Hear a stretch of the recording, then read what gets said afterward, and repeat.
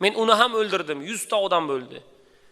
Seni diningga kirsam, Allohing, Robbing meni kechiradimi? Men gunohsiz holatda bo'lamanmi deganda, u aytdi. Boshqa odam o'ldirmaysanmi? Dedi. Yo'q dedi. Qilgan ishingga tavba qilasanmi? Tavba qilaman. Bundan keyin istig'for aytib yaxshilik qilasanmi? U ha dedi. Bo'ldi, Alloh seni kechiradi dedi.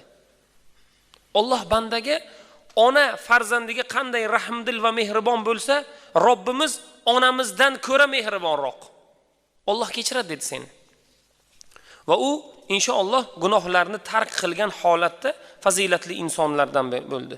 Alloh taolo Qur'oni Karimning Furqon surasining 60-59-oyatlarida illa man taba va amana va amila solihan fa ulaika yubaddilullohu sayyiatihim hasanatin va kana Allohu g'afurur rahima. Mana oyatni